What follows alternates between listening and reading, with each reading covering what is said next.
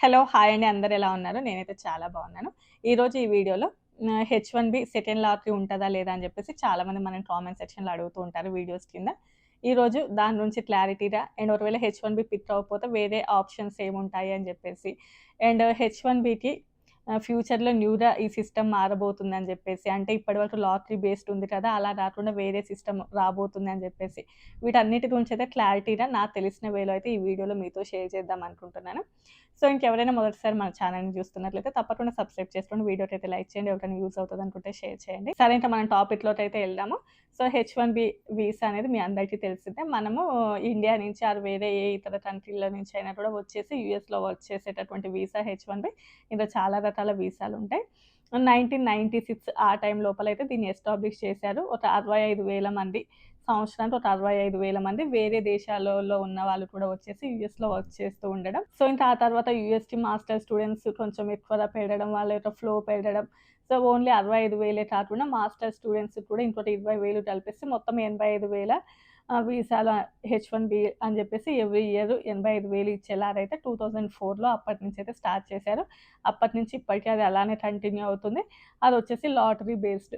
అంటే ప్రతి కంపెనీల యొక్క ఎవరైతే ఎంప్లాయీస్ ఉంటారో వాళ్ళ యొక్క నేమ్స్ ఎయడం, వాళ్ళ యొక్క నేమ్స్ పిక్ చేసుకోవడం, వాళ్ళొచ్చేసి వర్క్ చేయడం ఇలా ఉంటది.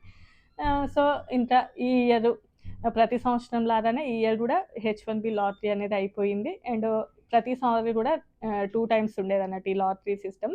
అంటే ఒకప్పుడు ఏమీ లేదు. బట్ ఆ తర్వాత వీళ్ళ యొక్క ఫ్లో పెరగడము, చాలా వరకు గూడా మల్టిపుల్ అప్లికేషన్స్ ఏసుకోవడము, అసలు కావాల్సినటువంటి ఎంప్లాయీస్ ఓన్లీ 65,000 మెంబర్సే అవుతే కొన్ని లక్షల అప్లికేషన్స్ రావడము, ఇలాంటివి జరుగుతూ ఉండేవి. సో, ఇది చాలా వరకు కూడా దీనిని మిస్‌యూజ్ చేస్తున్నారని జెప్పేసి, ఒక్కరే మల్టిపుల్ అప్లికేషన్స్ ఏసుకుంటున్నారని జెప్పేసి, ఆ తర్వాత దీని యొక్క ప్రాసెస్‌నైతే చేంజ్ జేశారు. ఆల్‌మోస్ట్ లాస్ట్ ఇయర్ తప్పకుండా పాస్‌పోర్ట్ నంబర్‌నైతే మెన్షన్ జేయాలి అని జెప్పేసి, అప్పుడు చాలా వరకు తక్కువ అప్లికేషన్స్ ఒచ్చాయి. అండ్ ఈసారి ఫీజనేది చాలా వరకు పెంచేశారు. ఆల్‌మోస్ట్ $250 అనుకుంటాను. సో, అంత చేయడం వలన ఎవరైతే తప్పనిసరిగా నీడ్ ఉన్నటువంటి పీపుల్ ఎవరైతే ఉంటారో, తప్పకుండా యూఎస్‌లో వచ్చేసి వర్క్ చేయాలి అనుకునే వాళ్ళు ఎవరైతే ఉంటారో, కొంచెం ఎక్కువ వరకు ఆ అప్లికేషన్స్ రావడం, అలాంటివి జరగడం వలన ఈసారైతే సెకండ్ లాటరీ అనేదైతే లేదు. అంటే ఆల్రెడీ యూఎస్‌సిఎస్ అయితే డిక్లేర్ చేసేసింది. ఈసారి ఎలాంటి సెకండ్ లాటరీ లేదు అని జెప్పేసి. ఈసారి 3,50,000 అప్లికేషన్స్ ఏమో వస్తే, అందులో 1,20,000 ఏమో తీశారంట. సరే వాటి యొక్క కౌంట్ అనేది కొంచెం అటు ఇటు అయినా కూడా సో, ఓకే. ఈ సంవత్సరానికైతే సరిపడే అనేటువంటివి ఉన్నాయి. సో, ఇంకా ఎలాంటి సెకండ్ లాటరీ లేదు అని జెప్పేసి. లాస్ట్ ఇయర్ ఇంతకంటే ఎక్కువనే తీసినా కూడా సెకండ్ లాటరీ తీశారు. బట్ ఎందుకో గాని ఇంక ఈసారి మాత్రం ఓకే. అయిపోయింది. అందుకోసం ఎలాంటి సెకండ్ లాటరీ లేదని చెప్పేసి. ఐ థింక్ నేను చెప్పా గదా! కొంచెం ప్రైస్ ఇంక్రీజ్ అవ్వడము అండ్ బయట మార్కెట్ సిట్యుయేషన్స్ బేస్ చేసుకొని అన్నిటి దృష్ట్యా గూడా ఎవరైతే ఆహ్, ఇట్స్ కంప్లీట్‌లీ నీడ్ అనుకున్నటువంటి పీపుల్ వరకే వేసుకొని ఉండొచ్చు. సో, అందులో ఎవరికైతే లక్కీ ఉందో వాళ్ళకైతే ఓకే అయింది. సో, ఈసారైతే ఎలాంటి సెకండ్ లాటరీ అయితే లేదు. సో, ఇంకా సెకండ్ లాటరీ కోసం వెయిట్ చేసే వాళ్ళకి మాత్రం ఇది కొంచెం డిసప్పాయింట్‌మెంటే. ఇక్కడ గూడా చాలామంది పాపం వెయిట్ చేస్తూ ఉన్నారు. వేరే వీసాల ద్వారా వచ్చేసి హెచ్-1బీ వేసుకొని మేబీ సెకండ్ లాటరీ ఉంటదేమో టైంలో మేబీ ఏమైనా లక్ కలిసొస్తదేమో అని జెప్పేసి. బట్ ఈసారైతే లేదు. బట్ మనకి ఈవెన్ హెచ్-1బీలో పిక్ అవ్వకుండా గూడా కొన్ని ఉంటాయి చూసారా? అంటే నాన్ ప్రాఫిట్ ఆర్గనైజేషన్స్ కానియండి, లేకపోతే గవర్నమెంట్‌కి రిలేటెడ్‌గా ఏమైనా ఉన్నా కూడా వాళ్ళ యొక్క ఎంప్లాయీస్‌ని అడిగి అందులో గూడా జాయిన్ అవ్వచ్చు. సో, అది కొంచెం క్రిటికల్ లేండి. అంత ఈజీగా అవ్వదు గానీ అదొక ఛాన్స్ ఉంటది. అండ్ కొంతమంది ఏంటి అంటే వేరే వీసాలు అంటే మనం తప్పనిసరి నీడ్ ఉంది అంటే వాళ్ళకి ఎల్-1 వీసా చేయడం గానియండి, అలాంటివి చేసుకొని గూడా కొంతమంది వస్తూ ఉంటారు. సరే యూఎస్ రాకపోతే ఇంకా స్టూడెంట్స్ ఎవరైనా ఉంటే వేరే కంట్రీస్ చూసుకోవడం అది ఇంకా బెటర్ చాయిస్ అన్నట్లు. ఇప్పుడు యూఎస్ కంటే కూడా ఇంకా వేరే కంట్రీస్‌లలో ఇంకా మంచి చాయిసెస్ ఉన్నాయని చెప్తున్నారు కాబట్టి. సో, ఇంకా నెక్స్ట్ ఫ్యూచర్‌లో హెచ్-1బీ లాటరీ బేస్డ్ కాకుండా high salary, high chances to get అన్నట్లు. అంటే ఎక్కువ సాలరీస్ ఎవరికైతే వస్తాయో వాళ్ళకి ఎక్కువ ప్రియారిటీ ఉంటది యూఎస్‌కి రావడానికి అని జెప్పేసి డీహెచ్ఎస్ వాళ్ళు ఒక ఎయిర్‌క్రాఫ్ట్‌ని ప్రపోజ్ చేశారు వైట్ హౌస్‌కి. జస్ట్ ప్రపోజ్ చేయడం వరకే జరిగింది. అది ఇంకా ఓకే అవ్వలేదు. బట్ అది ఓకే అవుతదా? ఇంకా ఏమన్నా చేంజెస్ జరుగుతాయా? అసలు ఇంకెలా ఉంటదనేసి అయితే తెలీదు. అండ్ ఎప్పటినుంచో కూడా ఈ హెచ్-1బీని తీసేయాలని అనుకుంటున్నారు అని జెప్పేసి అసలు ఈ హెచ్-1బీ ప్రాసెస్ అంతా గూడా అంత మిస్‌యూజ్‌గా జరుగుతుందని జెప్పేసి ఎప్పటినుంచో గూడా దీని మీద ఉన్నటువంటి పాయింట్సే. అండ్ చాలా వరకు గూడా యూఎస్ సిటిజన్స్‌కి ఇచ్చేటటువంటిది అండ్ మనకి ఇండియా నుంచి వచ్చేసి ఇక్కడ వర్క్ చేసే వాళ్ళకి ఇచ్చేటటువంటి సాలరీ లోపల చాలా వరకు డిఫరెన్స్ ఉంటది. చాలామంది అంటే ఇప్పుడు యూఎస్‌లో డైరెక్ట్‌లీ ఎవరైతే రిక్రూట్ అవుతారో వాళ్ళకి ఒకవేళ 1,60,000 ఉందనుకోండి పర్ యానం. నేను ఫర్ ఎగ్జాంపుల్‌గా చెప్తున్నాను. అదే గనుక ఇండియా నుంచి వచ్చిన వాళ్ళకి 1,00,000కి, 1,10,000కి వర్క్ చేస్తూ ఉంటారు. సో, ఇది నార్మల్ ఏ కంపెనీస్‌కైనా ఇలానే జరుగుతూ ఉంటది. సో, అందువలన ఎవరైనా గూడా కంపెనీస్ ఏంటి అంటే సో, ఇండియా నుంచి తెచ్చుకోవడానికి ఇంట్రెస్ట్ చూపిస్తారు. సో, దీనివలన యూఎస్ సిటిజన్స్‌కి కొంచెం నష్టం జరుగుతూ ఉంది. చాలా వరకు గూడా ఇండియా నుంచి గానియండి, వేరే ఇతర కంట్రీస్ నుంచి కానియండి, ఎంప్లాయీస్‌ని తీసుకోవడానికి ఎక్కువ ఇంట్రెస్ట్ చూపిస్తున్నారు. ఎందుకంటే వాళ్ళకి తక్కువ పే ఇస్తున్నారు గాబట్టి. ఎంత తక్కువ కంటే చాలా తక్కువ జీతానికి గూడా పని జేయడానికి చాలామంది ఇంట్రెస్ట్ చూపిస్తున్నారు. అంటే యూఎస్ రావడం కోసం అని జెప్పేసి. సో, ఇందులోపల ఇది చాలా వరకు బాలేదు. యూఎస్ సిటిజన్స్‌కి జాబ్స్ తగ్గిపోతున్నాయి. అంటే వాళ్ళకి ఎక్కువ ప్రియారిటీ ఇవ్వట్లేదు అని జెప్పేసి మొదటి నుంచి కూడా దీని మీద ఒకటి నడుస్తుంది. సో, ఇప్పుడైతే ఎవరైతే హై సాలరీ ఉంటదో వాళ్ళకి ఫస్ట్ ప్రియారిటీ ఉండాలి అని జెప్పేసి ఒక ప్రపోజల్‌ని తీసుకొనొచ్చారు. సరే ఇంక దీని వలన ఎవరికి నష్టం ఉంటదంటే, సర్వీస్ కంపెనీస్ ఉంటాయి కదా! ఇండియా నుంచి సో, చాలా పెద్ద పెద్ద కంపెనీస్ ఉన్నాయి. వాళ్ళకి నష్టం జరుగుతూ ఉంటది. అండ్ ఎవరైతే యూఎస్‌కి రావాలి అని అనుకుంటారో, అంటే పెద్ద పెద్ద కంపెనీలలోనే వర్క్ చేయకుండా కూడా చిన్న చిన్న కంపెనీస్‌లలో వర్క్ చేసేవాళ్ళు కూడా యూఎస్‌కి చాలా మంది వస్తూనే ఉంటారు కాబట్టి, సో, వాళ్ళకి కూడా చాలా వరకు నష్టం ఉంటది. అండ్ నెక్స్ట్ కంపెనీస్ త్రూ రాకుండా వచ్చేవాళ్ళు హెచ్-1బీ స్పాన్సర్‌ని వెతుక్కోవడం కష్టమవుతది. ఎవరైతే ఈ కన్సల్టెన్సీస్ త్రూ వస్తూ ఉంటారో వాళ్ళకి కూడా చాలా వరకు ఇబ్బందవుతూ ఉంటది. అంటే అంత హై పేయింగ్ అనే కన్సల్టెన్సీస్ చూపించలేవు కాబట్టి. అందులో కూడా చేంజెస్ జరుగుతాయి లెండి అది వేరే విషయము. అప్పుడు వాళ్ళకి కూడా హైగా ఉంటది. అది వేరేది లెండి గానీ సో, ప్రెజెంట్ అయితే వాళ్ళకి కూడా కొంచెం ఇబ్బందుంటది. అండ్ చాలా వరకు కంపెనీస్ లోపల సర్వీస్ ఓరియెంటెడ్ చేసేవాళ్ళు అండ్ టికెటింగ్ టూల్స్ మీద వర్క్ చేసేవాళ్ళు. వాళ్ళకి గూడా ఇబ్బందన్నట్లు. ఎందుకంటే అంత హై సాలరీస్ అయితే ఇవ్వలేవు కదా! అంటే అంత హై పేయింగ్ అయితే చేయలేవు. ఆ టెక్నాలజీకి, ఆ వర్క్‌కి అంత చేయలేవు గాబట్టి, సో, అలాంటి వాళ్ళు గూడా హెచ్-1బీ మీద చాలా మంది వస్తుంటారు కాబట్టి వాళ్ళకి గూడా చాలా వరకు నష్టం ఉంటది. అండ్ మాస్టర్స్ స్టూడెంట్స్‌కి ఇంకా చాలా నష్టం. ఎందుకంటే వాళ్ళకున్నటువంటి ఎక్స్‌పీరియన్స్‌కి అంత హై పేయింగ్ అనేవి కంపెనీసే ఆఫర్ చేయవు. అంటే ఐ మీన్ ఇప్పుడు అంటే ఒకవేళ 120,000 రావాలనుకోండి, 130,000 అలా కావాలి అంటే వాళ్ళకున్నటువంటి ఎక్స్‌పీరియన్స్‌కి, ఆ 2 ఇయర్స్ ఎక్స్‌పీరియన్స్‌కి అంతైతే కంపెనీస్ అస్సలు ఆఫర్ చేయవు కాబట్టి వాళ్ళకి చాలా వరకు నష్టం ఉంటది. అండ్ ఇప్పుడు చాలామంది అనుకోవచ్చు టాలెంట్ ఉన్న వాళ్ళే ఇట్లా వస్తారు అని జెప్పేసి.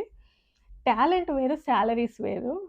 మీకు తెలుసో తెలీదో టాలెంట్ ఉన్న వాళ్ళందరికీ గూడా హై సాలరీస్ వస్తాయని కాదు. చాలా వరకు గూడా చాలా పెద్ద పెద్ద కంపెనీస్ అంటే ఫర్ ఎగ్జాంపుల్ అమెజాన్, మైక్రోసాఫ్ట్ అలాంటి కంపెనీస్ అనుకోండి దే ఆర్ ఓకే. బట్ అలా గాకుండా ఇంకా కొన్ని కంపెనీస్ ఉన్నాయి. చాలా పెద్ద కంపెనీసే. వాళ్ళు యూఎస్‌కి ఆల్రెడీ 10 సంవత్సరాల ఎక్స్‌పీరియన్స్, 11 సంవత్సరాల ఎక్స్‌పీరియన్స్ ఉన్న వాళ్ళని 65,000కి, 70,000కి వచ్చి వర్క్ చేసేవాళ్ళు చాలామంది ఉన్నారు యూఎస్‌కి. వాళ్ళ యొక్క ఎక్స్‌పీరియన్స్‌కి కానియండి, దానికి టాలెంట్‌కనేది సంబంధం ఉండదు. అదే ఎప్పుడో నుంచో యూఎస్‌లో ఉండేసి, యూఎస్‌లో ఒక కంపెనీ మారిన తర్వాత వాళ్ళకి ఫర్ ఎగ్జాంపుల్ ఇండియా నుంచి వచ్చిన వాళ్ళకి 70 వస్తున్నాయనుకోండి. వాళ్ళకొక 120,000 వస్తున్నాయనుకోండి. ఈ 70 వచ్చిన వాళ్ళకున్నంత టాలెంట్ అసలు వాళ్ళకుండదు. వాళ్ళకి అరటిపండు ఒలిచి నోట్లో పెట్టినా కూడా తినలేనంత ఉంటారు. అలాంటి టాలెంటెడ్ పీపుల్ చాలా మందున్నారిక్కడ. సో, అలా ఉంటదన్నట్లు. సో, సాలరీకి అండ్ మనకున్నటువంటి టాలెంట్ అనేది అస్సలు కంపేర్ చేయలేము. అండ్ కార్పొరేట్ కంపెనీస్ మాత్రమే ఫైలింగ్ చేయగలుగుతాయి. అండ్ ఐటీ కంటే నాన్ ఐటీకి సాలరీస్ అనేవి ఇంకా తక్కువగా ఉంటాయి. మరి ఇట్లా ఐటీ వాళ్ళకంటే ఓకే. ఇంత ఇచ్చారు అంటే ఓకే. బట్ నాన్ ఐటీ వాళ్ళకి అంత సాలరీస్ ఉండవు కదా! వాళ్ళకి చాలా తక్కువ సాలరీస్ ఉంటాయి. మరి వాళ్ళని ఎలా రిక్రూట్ చేసుకుంటారు? ఇవన్నీ కూడా చాలా పెద్ద క్వెషన్ మార్క్. అండ్ నెక్స్ట్ లాభాలు ఎవరికి అనంటే ఆహ్, లక్ బేస్ మీద అయితేనే యూఎస్‌లో ఉండగలరు కదా! ఆల్‌మోస్ట్ ఇప్పుడున్నటువంటి సిట్యుయేషన్స్‌ని బట్టి. బట్ వాళ్ళ దగ్గర చాలా వరకు ఆహ్, సాలరీ వస్తుంది. అంత నాలెడ్జ్ ఉంది. అంతా ఓకే అయినా కూడా ఈ లక్ లేకపోవడం వల్ల ఇక్కడ ఉండలేకపోతున్నారు చూసారా? సో, వాళ్ళకి కొంచెం లాభం అన్నట్లు. ఈడ నెక్స్ట్ వన్ వచ్చేసి కంపెనీస్ ఇప్పుడు తక్కువకి ఆఫర్ చేసుకొని తీసుకొచ్చుకుంటున్నారు చూసారా? సో, ఆల్‌మోస్ట్ చెప్పారు సర్వీస్ ఓరియెంటెడ్ కంపెనీస్ చాలా కూడా తక్కువకే తీసుకొచ్చుకుంటాయి ఇక్కడ. చాలా పెద్ద పెద్ద కంపెనీస్. వాళ్ళకి కూడా అంటే ఇప్పుడు ఎవరైతే ఒక మంచి పొజిషన్ ఉంది. మంచి పొజిషన్‌కి వస్తున్నారు ఇక్కడ. కాకపోతే వాళ్ళకి మినిమమ్ వేజెస్ లాగానే వస్తున్నాయి. కాకపోతే ఆ పొజిషన్‌కి తగ్గటువంటి సాలరీ వాళ్ళకి రావట్లేదు కాబట్టి ఇక ముందు వాళ్ళకి గూడా హైగానే పే ఇచ్చి తీసుకొని రావాల్సుంటది. అంటే చాలా ఎక్స్‌పీరియన్స్ ఉండి, చాలా క్రిటికల్ రోల్స్‌లో వర్క్ చేసే వాళ్ళు కూడా కొంచెం తక్కువకే వర్క్ చేస్తున్నారు కాబట్టి వాళ్ళకి మాత్రం మంచి లాభమే ఉంటదన్నట్లు. అండ్ నెక్స్ట్ వన్ మీరనుకోవచ్చు అంటే అంత ఇచ్చే వాళ్ళనైతే వీళ్ళెందుకు తీసుకుంటారని జెప్పేసి. ఇప్పుడు యూఎస్‌లో ఒక 140K ఇస్తున్నామంటే ఏం టాలెంట్ లేదనుకోండి ఫర్ ఎగ్జాంపుల్.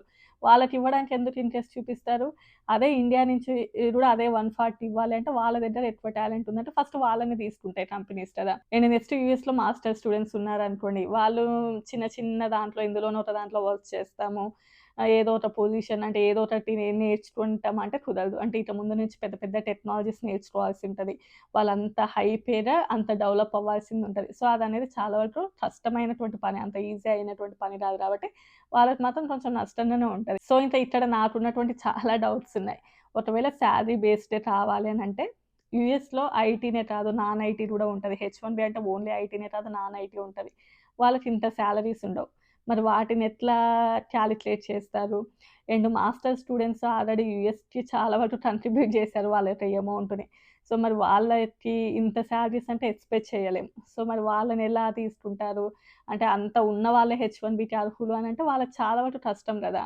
చాలా చాలా కష్టం. మరి వాళ్ళని ఎలా తీసుకుంటారు? అండ్ యూఎస్ లోపల స్టేట్‌ని బట్టి సాలరీస్ మారుతూ ఉంటాయి. అండ్ పొజిషన్‌ని బట్టి సాలరీస్ మారుతూ ఉంటాయి. వేజెస్ అనేవి చాలా వరకు డిఫరెంట్‌గా ఉంటాయి. అందరికి ఒకటే సాలరీ ఉండవు. అన్ని స్టేట్స్‌లలో ఒకే విధంగా ఉండవు. స్టేట్స్‌ని బట్టి, ఏరియాని బట్టి, అన్నిటిని బట్టి సాలరీస్ అనేవి మారుతూ ఉంటాయి. మరి దాన్నెలా కాలిక్యులేట్ చేస్తారు? ఇవన్నీ గూడా చాలా వరకు పెద్ద క్వెషన్ మార్క్. అండ్ హెచ్-1బీ అనేది గూడా యూఎస్‌కి చాలా వరకు ఎకానమీలో గ్రోత్ అయ్యేటటువంటిదే. సో, వీటన్నిటి బేసిస్ మీద అసలెలా తీసుకుంటారు? నిజంగానే ఇది ఓకే అవుతదా? లేదా? అనేది మనకి ఇంక యాజ్ సూన్ యాజ్ ఇంకా ఫర్దర్‌గా ఫ్యూచర్‌లో తెలుస్తది. బట్ ఇప్పుడైతే ఇంకా ఈ సాలరీ అనేదైతే ఇంకా ఓకే అవ్వలేదు. Only US citizens get more pay comparedly H1B అనేది తప్ప. అండ్ రిమైనింగ్ మొత్తం ఇంకా ఎలా చూస్తారు అనేది మనకి ఇంకా ఫర్దర్‌గా ఫ్యూచర్‌లో తెలుస్తది. మరి ఇది అవుతదా? లేదా? అనేదైతే ఏమో నేను చెప్తున్నా కదా! నాకిప్పుడు దీని మీద చాలా రకాల డౌట్సే ఉన్నాయి. ఇప్పుడైతే సాలరీ బేస్డ్ అనేది జస్ట్ ప్రపోజల్ మాత్రమే. అది ఫైనలైజ్ అయితే అవ్వలేదు. ఇన్ కేస్ ఏదైనా దీని మీద అప్డేట్ వస్తే తప్పకుండా వీడియో చేస్తాను. నా వీడియోస్ నచ్చితే తప్పకుండా లైక్ చేసి, షేర్ చేసి, సబ్స్క్రైబ్ చేసుకోండి. By by.